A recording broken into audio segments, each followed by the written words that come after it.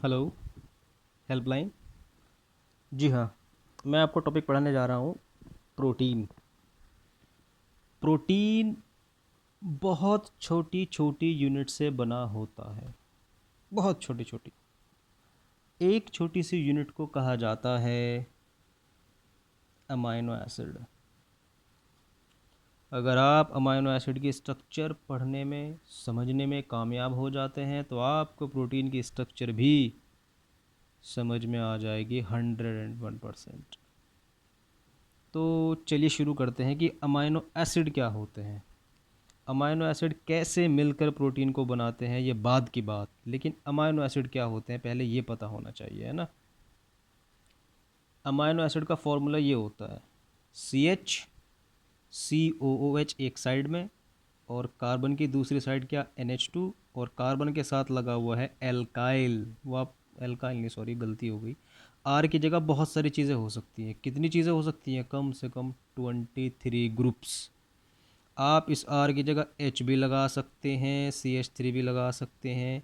कितनी चीज़ें लगा सकते हैं ये आप अपनी नोटबुक में देखना, जो आपका प्रोटीन या अमाइनो एसिड का टॉपिक है वहाँ पर 23 टाइप्स के ग्रुप आपको लिखे हुए मिलेंगे। और ये होते हैं, जिस जिस बच्चे के पास प्रोटीन या अमाइनो एसिड का टॉपिक है उसके पास वो टेबल ज़रूर होगी।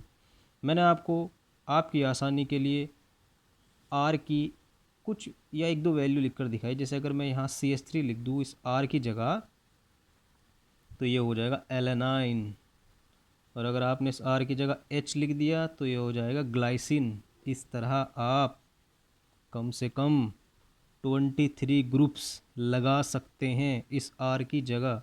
और जब इस आर की जगह 23 ग्रुप्स लगेंगे तो 23 टाइप के अमाइनो एसिड आपके सामने आ जाएंगे। और दुनिया में 23 टाइप के अमाइनो एसिड ही मिले हैं।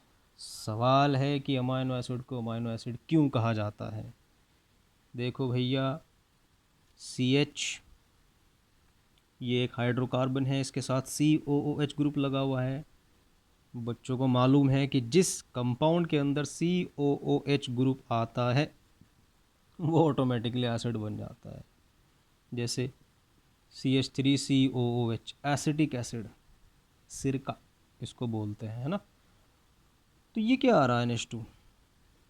इसका नाम वैसे तो एमाइन होता है, लेकिन जब चेन के अंदर NH2 से बड़ा ग्रुप आ जाए, जैसे यहाँ पर कौन सा बड़ा ग्रुप है COOH, तो NH2 का नाम पड़ जाता है अमाइनो। इसलिए इसका नाम पड़ गया अमाइनो एसिड। समझ गए? अमाइनो एसिड को अमाइनो एसिड इसलिए बोलते हैं क्योंकि इसमें अमाइनो ग्रुप है और कार्बोक्सिलिक एसिड ग्रुप है। यहाँ तक कोई प्रॉब्लम है? अमाइनो एसिड को 23 ग्रुप्स लगाकर आप देख लेंगे। ये चीज़ जब आप उस टेबल में देखेंगे जो आपकी बुक्स में है, उसमें ये चीज़ कॉमन मिलेगी आपको। अगर कहीं डिफरेंस होगा तो सिर्फ इस आर का, यही चीज़ है, इससे एक्स्ट्रा कुछ नहीं आप पढ़ने की बुक में। ठीक। अमाइनो एसिड दो टाइप के होते हैं, एक वो जिसको हमारी बॉडी सिंथेसाइज कर लेती है, और एक वो जिसको हमें बाहर से लेना पड़ता है। ये जो मैंने आपको लिख कर दिए हैं, एलेनाइन, ग्लाइसिन, ये सब के सब नॉन असेंशियल हैं। हमारी बॉडी इनको सिंथेसाइज कर लेती है, हमें इनको बाहर से लेने की ज़रूरत नहीं है। असेंशियल होते हैं जिनको हमें बाहर से लेना पड़ेगा, वेलाइन। ठीक, और भी हैं बट मुझे आपको बेसिक एक्सप्लेन करना है, बाकी तो आपकी बुक जिंदाबाद है। अमाइनो एसिड को अमाइनो एसिड क्यों कहते हैं बता दिया, अमाइनो एसिड के टाइप बता दिए, असेंशियल, नॉन असेंशियल, और अमाइनो एसिड में 23 ग्रुप्स लगा सकते हैं। वो आप अपनी बुक में देखना, दो में लगा चुका हूँ। यहाँ तक आपको क्लियर हो गया होगा कि अमाइनो एसिड किस बला का नाम है। अब आता है कि अमाइनो एसिड दूसरे अमाइनो एसिड के साथ कैसे कंबाइन हो जाता है। चलिए हम इसको कंबाइन करके दिखाते हैं। ये मैंने दो अमाइनो एसिड रख दिए, एक ये रहा। पॉइंट नोट कर लें, आर आर सेम भी हो सकते हैं और डिफरेंट भी। आप यहाँ H रख दो, यहाँ पर CH3 रख दो, तो ये बन जाएगा ग्लाइसिन। पूरा नाम ना लिख कर हम क्या लिखते हैं, सिर्फ इतना लिखते हैं ग्लाई। एग्जामिनर खुद समझ जाता है कि अच्छा ग्लाइसिन बोल रहा है। और यहाँ आर की जगह CH3 रख दिया, एला। क्लियर? तो ये पूरी बात लिखने की ज़रूरत नहीं है आपको। बहरहाल ग्लाइसिन लिया मैंने, एलेनाइन लिया, COH के सामने NH2 आया, बस आपको ये याद करना है कि NH2 का H और ग्लाइसिन, सॉरी बस ग्लाइसिन एला नहीं बोलने का मैं, ये एक अमाइनो एसिड है, ये एक अमाइनो एसिड है, इस अमाइनो एसिड का H और इस अमाइनो एसिड का OH क्या बन रहा है, कुछ ये बन रहा है क्या, NH2 तो as it is, CH CO, OH तो गया, इसका H गया, तो जब इसका H गया क्या रह गया, सिर्फ और सिर्फ NH, और ये यहाँ पर क्या रह गया, सिर्फ CO। तो इसने OH निकाला, इसने H निकाला, तब जाकर ये बना कुछ नया जिसका नाम है पेप्टाइड। ये एक बॉन्ड है स्पेशल टाइप का जो दो अमाइनो एसिड को कंबाइन करके रखता है, ये पेप्टाइड बॉन्ड बन गया। अब सोचो कि मैं इसको यहीं तक ना रखकर मैं इसकी एक और, यानी यहाँ मैं फिर से लिख रहा हूँ वही NH2, यानी एक अमाइनो एसिड और लेके आ रहा हूँ, तो फिर से वही होगा, NH2 का तो H निकलता हुआ आया और H ही निकलता रहेगा, H यहाँ से, OH यहाँ से, फिर कोई बॉन्ड बनेगा, कोई क्या, वही बनेगा जो यहाँ बना था CONH, यहाँ भी ये बनेगा CONH, वो हो जाएगा डाईपेप्टाइड, क्योंकि एक पेप्टाइड ये आ जाएगा और ये फिर से नया पेप्टाइड नीचे बन जाएगा, ठीक। लेकिन अगर मैं बहुत सारे अमाइनो एसिड ले आऊँ तो फिर तो NH2 का H लिखने का आपको हक नहीं है, ठीक उसी तरह COOH का OH भी नहीं लिखने का हक है। क्यों? क्योंकि जब मैं बहुत सारे लेकर आ गया तो वो जो यहाँ पर COH है ना, ये हर बार OH निकलता रहेगा, पता नहीं कितने अमाइनो एसिड आगे आएंगे, और जितने भी अमाइनो एसिड आएंगे उनका H निकलता रहेगा यहाँ से। क्यों? क्योंकि NH2 को H देना होता है और COOH को OH देना होता है। कुछ स्ट्रक्चर ये बनेगी, ये वाली, NH2 का H गया, मैंने आगे बॉन्ड इसलिए लगाया यहाँ पर क्योंकि ये बता रहा है कि इसकी बॉन्डिंग आगे से होती हुई आ रही थी, CH CONH, समझ गए, CO, OH क्यों नहीं लिखा, क्योंकि इसका बार बार OH जा रहा है, तो ये बार बार रिपीट होती रहेगी, और जहाँ कहीं रिपीटेशन स्टार्ट होता है वहाँ ब्रैकेट लगाकर N लिख देते हैं, माने इस जैसी यूनिट बार बार आ रही है तो बार बार ना लिखकर N लिख दो कि यही यूनिट बार बार रिपीट हो रही है। क्यों? क्योंकि जो CO के बाद आएगा ना वो NH होगा, क्योंकि CO किसके साथ अटैच है, NH के साथ, तो CO के बाद जो NH आ रहा है वो मैं यहाँ लिख चुका, तो मैं बार बार क्यों लिखूँ, इसलिए मैंने यहाँ N लिख दिया और इसको मैंने कह दिया पॉलीपेप्टाइड। क्यों? क्योंकि इस जैसे बहुत सारे बॉन्ड आएंगे, पॉली का मतलब बहुत सारे, समझ में आया, जब ये दो आपस में भिड़े पेप्टाइड, एक और भिड़ा दिया डाईपेप्टाइड, और अगर बहुत सारे अमाइनो एसिड की आपने रिएक्शन करा दी पॉलीपेप्टाइड। मेरे ख़्याल से ये बात आपको समझ में आ गई होगी, ठीक है। अब मैं आपको एक चीज़ चटपट सी बता दूँ, अमाइनो एसिड सिंगल इस फॉर्म में नहीं रहता, ये एसिड है, ये बेस है। एसिड वो होते हैं जो अपना H रिलीज़ कर देते हैं, और बेस वो होते हैं जो, समझ गए, जो H पॉजिटिव लेते हैं। देने वाले एसिड, लेने वाले बेस, तो क्या होगा, यहाँ से जंप करके H पॉजिटिव यहाँ आ जाएगा, और स्ट्रक्चर कैसी बनेगी, कुछ ऐसी होगी, ये वाली COOH, H गया, किसने लिया, इसने, ये इस फॉर्म में रहता है अमाइनो एसिड जिसको नाम दिया गया है, और वो का नाम क्या है, ज़्विटर आयन। केमिस्ट्री में ऐसी स्पीशीज़ जिस पर पॉजिटिव और नेगेटिव दोनों हो ज़्विटर आयन के नाम से फेमस है। तो आप ज़्विटर आयन जैसी टर्म भी समझ चुके होंगे। ज़्विटर आयन एक ऐसा आयन होता है जो दोनों के दोनों चार्जेस रखता है या आयंस रखता है। क्लियर? अब मैं आपको पढ़ाने जा रहा हूँ स्ट्रक्चर ऑफ प्रोटीन। प्रोटीन की स्ट्रक्चर समझनी है। याद रखो, हमारी बॉडी के अंदर प्रोटीन, दुनिया भर की प्रोटीन है, लेकिन उसकी स्ट्रक्चर को समझने के लिए, जैसे कि मैंने आपको बताया, हाँ एक बात तो बताने भूल गया, जो आपकी पॉलीपेप्टाइड है ना, इस पॉलीपेप्टाइड चेन को ही कहा जाता है प्रोटीन। यानी प्रोटीन के अंदर पॉलीपेप्टाइड बॉन्ड्स होते हैं, और प्रोटीन एक या दो या तीन अमाइनो एसिड से नहीं, बहुत सारे अमाइनो एसिड से मिलकर बनी होती है। तो प्रोटीन जो हमारी बॉडी के अंदर है, जो मसल्स हैं, वो प्रोटीन जिसकी सबसे छोटी इकाई क्या बताई मैंने आपको, सबसे छोटी यूनिट अमाइनो एसिड। प्रोटीन को समझने के लिए साइंटिस्ट ने 4 लेवल बनाए। ठीक, the structure of protein can be understood by following these 4 steps. ये 4 स्टेप्स हैं जिनको फॉलो करके प्रोटीन की स्ट्रक्चर निकाली जाती है। तो प्राइमरी स्ट्रक्चर में, यानी इस स्टेप के अंदर हम किस चीज़ की स्टडी करते हैं, हम प्राइमरी स्ट्रक्चर में स्टडी करते हैं कि अमाइनो एसिड का सीक्वेंस क्या है प्रोटीन के अंदर, किस सीक्वेंस के अंदर प्रोटीन में अरेंज्ड हैं, सॉरी, किस सीक्वेंस में लगे हुए हैं अमाइनो एसिड एक प्रोटीन के अंदर।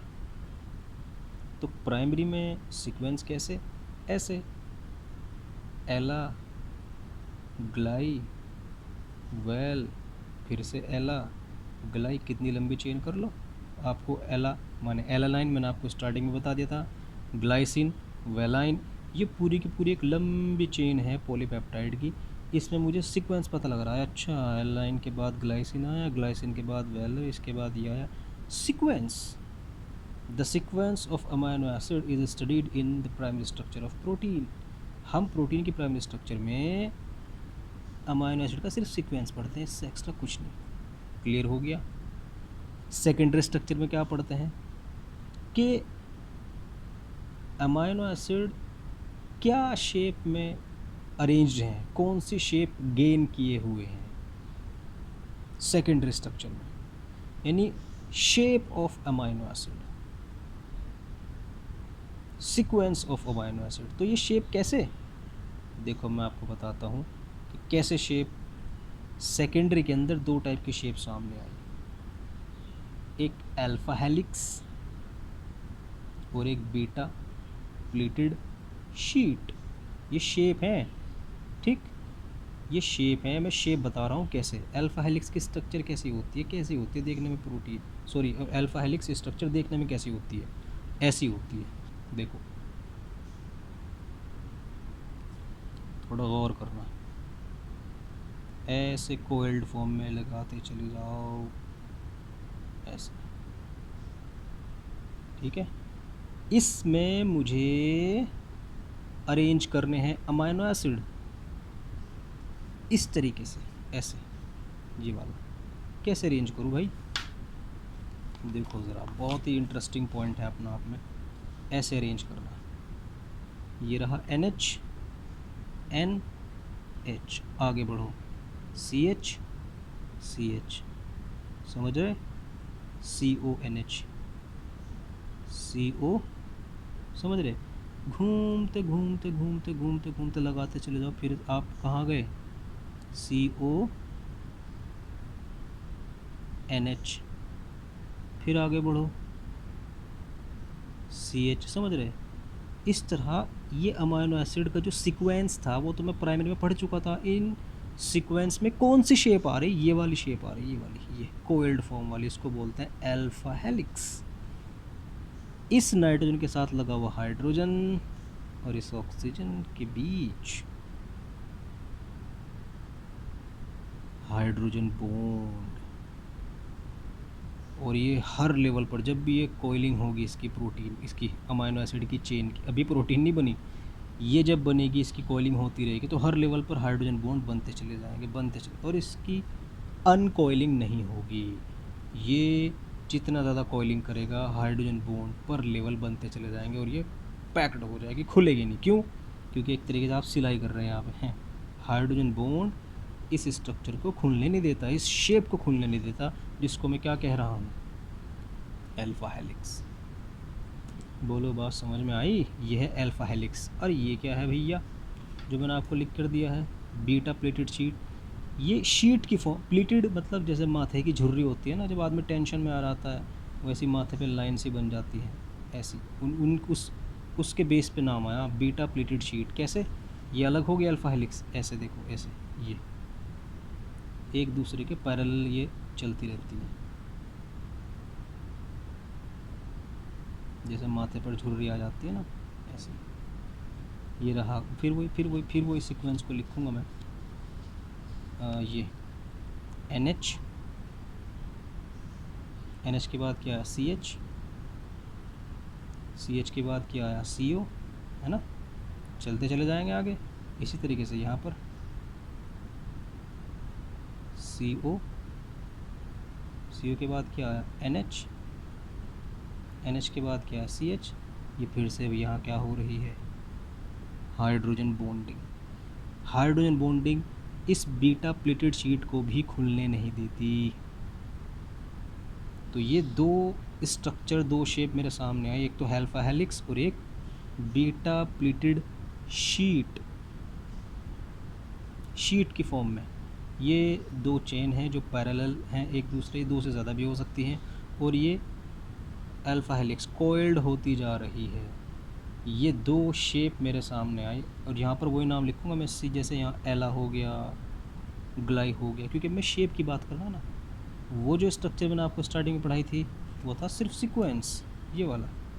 इस सीक्वेंस ने क्या शेप ली, या तो ये या फिर ये, जिसको मैंने कहा में स्टडी किया सेकेंडरी स्ट्रक्चर ऑफ प्रोटीन में। अब आती है टर्शरी। टर्शरी स्ट्रक्चर में क्या पढ़ते हैं, और टर्शरी में आता क्या है भाई, ये बहुत बड़ा पॉइंट है। देखो मैं एग्जांपल अगर आपको समझ में आ जाए, ये है पेप्टाइड चेन, पॉलीपेप्टाइड चेन, ठीक, जिसमें ग्लाई एला, ग्लाई एला, ग्लाई एला, ग्लाई एला, इस तरीके से। मैंने प्राइमरी स्ट्रक्चर पढ़ ली, इसको मैं घुमा रहा हूँ, ऐसे ऐसे घुमा रहा हूँ। ये है सेकेंडरी स्ट्रक्चर, ये वाली कोल्ड वाली, ठीक है, सॉरी ये ज़्यादा हो रहा है। सेकेंडरी स्ट्रक्चर बस, जिसमें आपने सिर्फ आपको घुमाया। अगर आप फर्दर फोल्ड करते हो, माने नहीं मानते आप इसको और ज़्यादा मतलब और ज़्यादा घुमा रहे हो, तो इसके अंदर क्या होगा, फोल्ड आप कर रहे हो, फोल्डिंग के अंदर ये फर्दर फोल्डिंग हो गई। मतलब वो तो चल ही रहा था सेकेंडरी, लेकिन जब आपने सेकेंडरी के अंदर फर्दर फोल्डिंग की, तो इसमें आपने जो देखी फर्दर फोल्डिंग के बाद स्ट्रक्चर, ये टर्शरी स्ट्रक्चर है, जो कब बनेगी, जब आप सेकेंडरी स्ट्रक्चर को फर्दर फोल्ड करोगे। यानी ये तो थी आपकी सेकेंडरी स्ट्रक्चर कोइल्ड वाली, जो मैंने आपको एक्सप्लेन करी थी। करते करते करते करते ये फर्दर फोल्डिंग हो गई। ये है टर्शरी। और जब आप टर्शरी का एक पैकेट, टर्शरी का दूसरा पैकेट, टर्शरी का चौथा पांचवा पैकेट रखेंगे, तब पूरा का पूरा जो स्ट्रक्चर होगा क्वार्टनरी। इस फॉर्म में हमारी बॉडी के अंदर एग्जिस्ट करती है प्रोटीन। अभी मैं आपको डायग्राम दिखाऊंगा, क्योंकि डायग्राम के बगैर ये समझ में आना मुश्किल है। ये तो समझ में आ गया होगा आपको, प्राइमरी में किस चीज़ की स्टडी करी, सीक्वेंस की, सेकेंडरी के अंदर शेप की, और सेकेंडरी की स्ट्रक्चर को जब हमने फर्दर फोल्ड किया तो हमें टर्शरी स्ट्रक्चर नज़र आई। और टर्शरी की जब हमने अलग अलग पैकेट लगा कर रखी तो बनी क्वार्टनरी। और याद रखो, जितना ज़्यादा फोल्ड करते चले जाओगे ना आप, हाइड्रोजन बॉन्ड उतना ही बढ़ता चला जाएगा। अगर मैं इसमें पूछूं सेकेंडरी स्ट्रक्चर को स्टेबल कौन बना रहा था, हाइड्रोजन बॉन्ड। टर्शरी को कौन बना रहा था, हाइड्रोजन बॉन्ड, क्योंकि वो हाइड्रोजन बॉन्ड यहाँ तो है ही है, वो यहाँ भी आ जाएंगे, वो यहाँ भी आ जाएंगे, यहाँ भी आ जाएंगे, और फिर टर्शरी से क्वार्टनरी जब आप बना रहे थे फिर यहाँ पे आ जाएंगे। और इस तरह उसको पूरी की पूरी स्ट्रक्चर को मतलब अच्छे तरीके से कंबाइन करके रखेगी। अब मैं आपको डायग्राम जो दिखा रहा हूँ ना, उससे आपके अकल के अंदर ये टॉपिक बेहतरीन तरीके से डिपॉजिट हो जाएगा इंशाल्लाह। ठीक, देखो ज़रा स्ट्रक्चर, देखो ये है वो स्ट्रक्चर। मैं अमाइनो एसिड का सीक्वेंस पढ़ रहा था, ये ल्यूसिन है, एस्परन, ये अमाइनो एसिड के नाम लिखे हुए हैं, जो मैंने आपको वीडियो की स्टार्टिंग में बताया था 23 टाइप के होते हैं, सिर्फ सीक्वेंस। इसके बाद ये, इसके बाद ये, इसके प्राइमरी, ठीक। प्राइमरी से क्या बना, सेकेंडरी, जिसमें शेप बनी निकल गई है हेलिक्स, अल्फा हेलिक्स, या फिर बीटा प्लेटेड शीट। वो ये आपको जो मैंने आपको दिखाया था, CO के सामने क्या आ रहा है, NH, hydrogen bond, pleated sheet. अब ये है आपकी क्या, ये तो है हाइड्रोजन, ये अल्फा हेलिक्स, और ये है बीटा प्लेटेड शीट। तो फिर नीचे की स्ट्रक्चर क्या है, ये इसके अंदर दोनों मिल गए। देखो ये स्ट्रक्चर, ये वाली ये रखी हुई है, ये वाली ये रखी हुई है। इन दोनों को देखा जाता है कहाँ के अंदर, टर्शरी के अंदर। ये फर्दर फोल्डिंग होगी इसकी, करते करते शीट भी मुझे नज़र आई। तो ये एक पैकेट सा क्या है पूरा का पूरा, जिसमें सेकेंडरी भी आ गई। क्यों सेकेंडरी तो आती है, क्योंकि टर्शरी बनती ही सेकेंडरी से है, फर्दर फोल्डिंग से। तो सेकेंडरी ये वाली भी आ गई, तो ये पूरा का पूरा क्या हो गया, टर्शरी। एक पैकेट सा ये क्या है, टर्शरी। और इस जैसे पैकेट एक ये रहा, एक ये रहा, एक इसके पीछे, एक इसके पीछे, क्वार्टरनरी। हमारी बॉडी के अंदर या दुनिया में जितने भी एनिमल हैं उन सब के अंदर इस फॉर्म में रहती है प्रोटीन, क्वार्टरनरी। इसमें कहीं आपको पता लग रहा है कौन सा अमीनो एसिड कहाँ लिखा हुआ है? कुछ भी नहीं पता आपको। अगर आपको जानना है कि इसमें कौन से अमीनो एसिड हैं और किस सीक्वेंस में जुड़े हुए हैं, तो आपको कहाँ आना पड़ेगा, प्राइमरी स्ट्रक्चर में, है ना। सिर्फ प्राइमरी स्ट्रक्चर ही मुझे जानकारी देती है किसकी, प्रोटीन के सीक्वेंस की। क्लियर। अब मेरी बॉडी के अंदर या दुनिया में जो भी इंसान हैं उन सब के अंदर प्रोटीन क्वार्टरनरी फॉर्म में रहती है, इस फॉर्म में। आपने अगर प्रोटीन के अंदर अमाइनो एसिड की सीक्वेंस को जानने की कोशिश करी तो इस फॉर्म में तो आपको लगने का नहीं हाथ। वो कहाँ में लगता है, प्राइमरी में। तो प्राइमरी तक कैसे पहुँचा जाए? आपको मालूम है कि इसको हर लेवल पे जो स्टेबल बना रहा था बॉन्ड, उसका नाम था हाइड्रोजन बॉन्ड। आप इसमें कुछ भी करो, इसका हाइड्रोजन बॉन्ड ब्रेक करो, टेम्परेचर ज़्यादा कर दो, पीएच चेंज कर दो, या कोई केमिकल डाल दो, कुछ भी करके इस प्रोटीन के स्ट्रक्चर को ख़त्म करके इसको वही सीक्वेंस स्टडी करने वाली शेप में लेकर आओ। प्रोटीन की स्ट्रक्चर में कोई भी गड़बड़ी, वो चाहे पीएच चेंज करके हो या टेम्परेचर, कुछ भी हुआ, आपने उसकी स्ट्रक्चर को तहस नहस कर दिया, तोड़ दिया, डीनेचरेशन।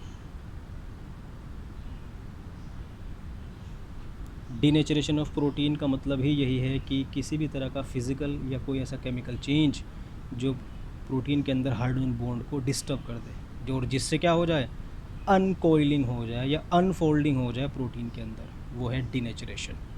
टेम्परेचर बढ़ा दो, पीएच चेंज कर दो, कोई केमिकल डाल दो, वही डीनेचरेशन है। ठीक, ये आपको डीनेचरेशन मैंने आपको दिखाया। इसके अंदर ये सब प्रोटीन है क्वार्टनरी फॉर्म में, पैकेट की फॉर्म में। जब मैंने हीट किया सब के सब सीधे थ्रेड लाइक स्ट्रक्चर, ताकि मैं अमीनो एसिड का सीक्वेंस पढ़ सकूं। इस फिनोमेना को क्या कहा जाता है, डीनेचरेशन ऑफ प्रोटीन। क्लियर। और इसका एक बहुत अच्छा एग्जांपल बताऊं डीनेचरेशन का। देखो जो चिकन का पीस होता है, जब ताज़ा ताज़ा मार्केट से लेकर आते हैं, जैसे जैसे जैसे जैसे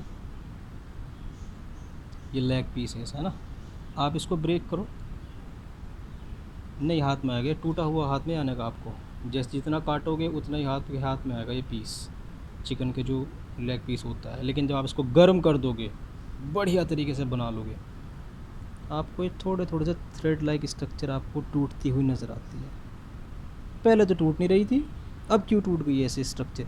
मतलब चिकन बनने के बाद जो ये धागे धागे से हाथ में आता है ना, आपको लाइन लाइन से नज़र आती है उसमें, इसके पीस में बनने के बाद, वो ताज़ा ताज़ा क्यों नज़र आते?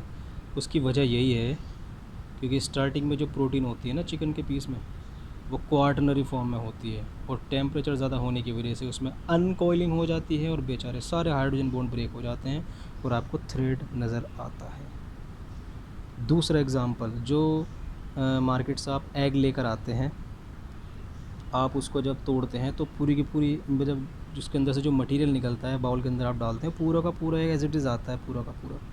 पीसीज में क्यों नहीं आता?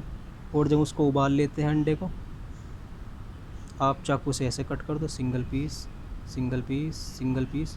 लेकिन जो ताज़ा ताज़ा अंडा होता है, जब जिसको आप ऑमलेट के लिए बाउल में निकालते हो, उसको आप ऐसे पीसीज में नहीं कट कर सकते। पता नहीं क्या है जो एक दूसरे को बांधे रखे हुए हैं, पूरा का पूरा जो बल्क मटेरियल होता है वो एक साथ भागता है, यानी कोई बॉन्डिंग है जो सारे के सारे मॉलिक्यूल्स को आपस में कंबाइन किए हुए हैं, वो है हाइड्रोजन बॉन्ड। और जब आप उसको ब्रेक करते हो, सॉरी, जब उसको आप गर्म करते हो, वो सारे हाइड्रोजन बॉन्ड टूट जाते हैं, और गर्म करने के बाद जो आपको बॉइल्ड एग मिलता है वो सब का सब स्मॉल पीसेस में आराम से कट हो जाता है। वजह डीनेचरेशन ऑफ प्रोटीन।